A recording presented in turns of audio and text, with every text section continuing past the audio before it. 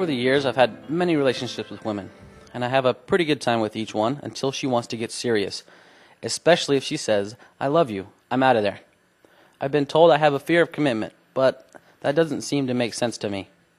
I'm really committed to my job, and I've made long-term commitments to many things. So how could I be afraid of commitment when it comes to a relationship? That old fear of commitment label just doesn't help me see what's happening here. The single thing we all need most in order to be happy is real love. But the vast majority of us, including you, I suspect, have seen very little of that kind of love. Instead, we've seen that people love us when we do what they want, when we're good.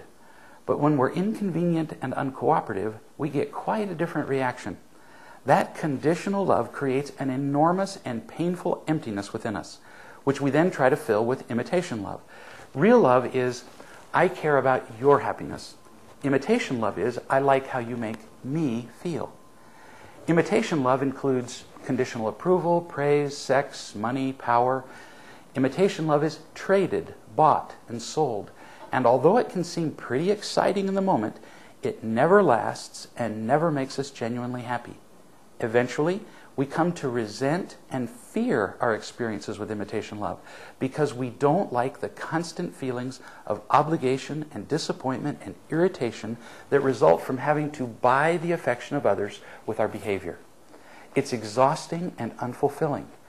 Trading in imitation love gets to be a real drag.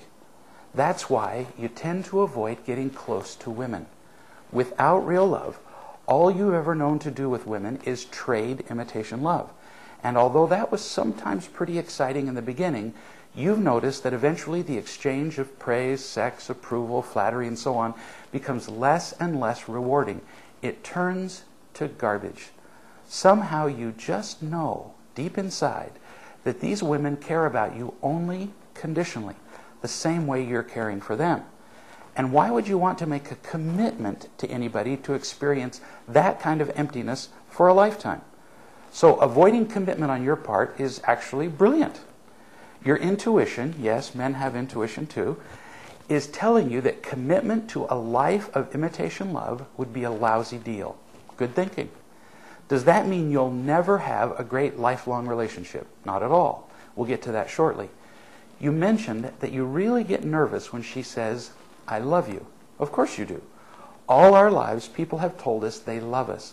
But then we find out that they like us only when we're doing things for them and when we don't inconvenience or hurt them. They often get tired of us and leave. Or they stay in our lives, but they're demanding and they criticize us.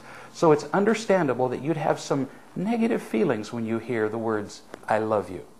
When you hear those words, it's likely that some of the following thoughts go through your mind, mostly unconsciously. First, what do you want from me? Second, what do I have to do so you'll keep loving me? Third, do I really want to take on the burden of doing everything that it'll take so you'll keep loving me? Fourth, I wonder how long this will last. Fifth, so what? Lots of people have told me that, and I didn't end up happy because of it. 6, when are you going to hurt me like everybody else has who's loved me?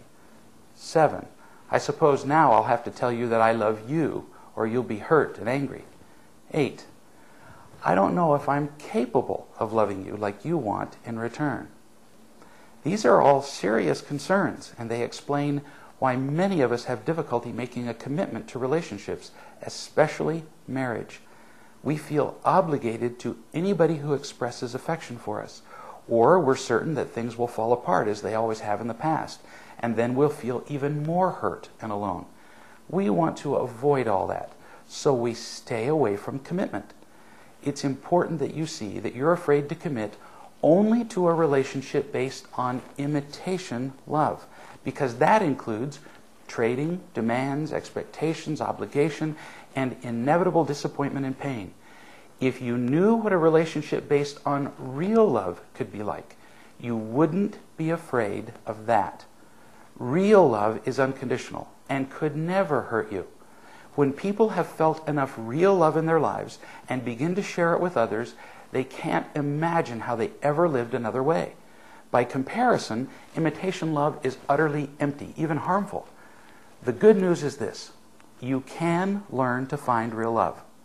Watch the Essentials of Real Love video, either here online or on DVD. Read the book, Real Love, The Truth About Finding Unconditional Love and Fulfilling Relationships, and take the simple but powerfully effective steps that will give you the happiness and rewarding relationships you've always wanted. When you find a partner with whom you can share that kind of joy, making a commitment to him or her is a delight, not a burden. And once again, we see that it's always about real love.